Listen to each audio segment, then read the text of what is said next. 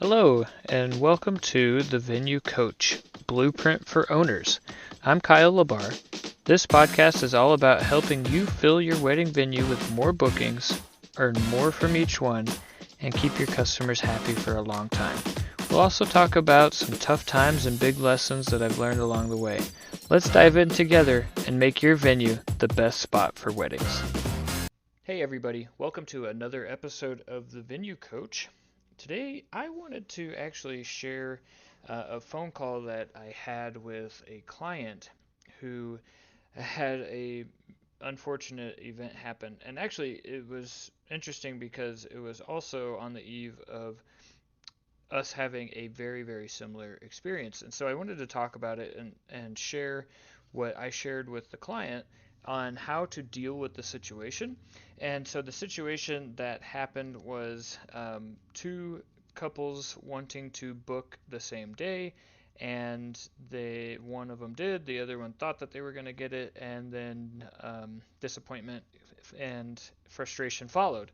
So for our example, at my venue, we had a couple that had booked a day, and then they had some things happen or whatever. They reached out and said, "Hey, can we push? We need to reschedule the day." So we will allow that one, or we'll work with people, and within reason.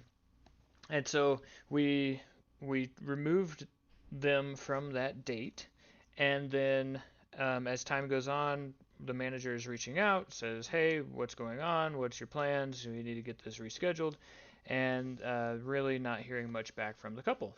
So then, so then a new couple comes along and books the day that this first couple had previously booked, and so not one day later, the first couple responds and says, "Hey, okay, we're ready to move forward with our original day." And now we're in this situation where that's not going to be possible. So that was my background walking into this call with the client.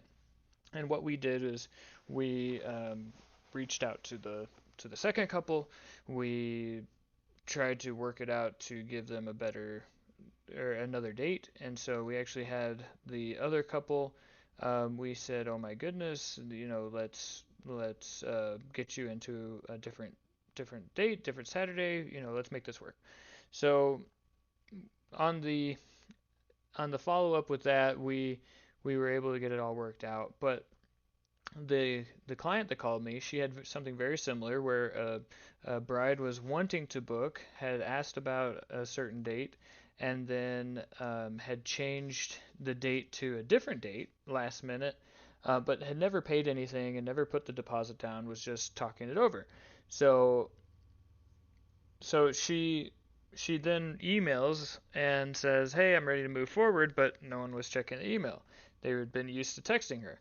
And so they missed the communication, didn't see it, booked that day for somebody else, and then saw the email and said, "Oh my gosh, this is terrible." So the my client called me and was like, "Hey, I need your advice on this." And she was, explaining the situation, and the point that I made to her is it doesn't matter if she emailed and didn't text. Ultimately it's your responsibility. And while there's nothing that can be done, because she had called the other couple to see if they'd be willing to move the date, and they said no, we've already booked our other vendors. Um, so it's like this crap. What do I do? So I told her that it doesn't do any good to argue with the other couple, the one that's distraught and upset and frustrated. And I take this from Alex Hormozy, but there's only one person. There's only room for one person in the angry boat. And so I'm like, you need to get in the angry boat. You need to show that you are trying to solve the problem, and don't point fingers, don't do any of that, but get in the angry boat, be upset that this has happened, and work towards a goal. Show that you're working towards a solution. And I'm like, it can be, maybe that Sunday will work, and I think it would be very good if you threw in something like one of your upsells for free and just offered that as like um, a peace offering. And so I, I I firmly believe that if we approach any of these situations with the mindset of let's solve the problem, then you will come to better solutions and you'll have happier results more often than not. And it really just comes down to being willing to be wrong. And what I mean by that, willing to be wrong, is I mean willing to not have to be right. So my client was right in that the bride all of a sudden decided to email instead of text when they had been communicating via text, but it doesn't matter because the situation won't change by calling that out.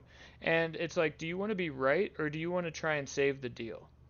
And so we want to try and save the deal. We want to make sure that people are happy and not distraught. And so my advice is to just not make that an issue and focus on the solution rather than what caused the problem to begin with when dealing with the client. Now, focus on what caused the problem to begin with because we absolutely don't want to repeat this mistake. But what we need to do is focus on the solution first, and then how do we keep this from happening in the future? So, if you've had this situation happen to you, I'm sure you understand what I'm talking about. If you haven't had it happen yet, then it will probably happen at some point in the future, unless you are wise and learn from the mistakes of others and don't open yourself up to those types of incidents. So I hope this was helpful for you. If it was, please subscribe, and I will catch you in the next one.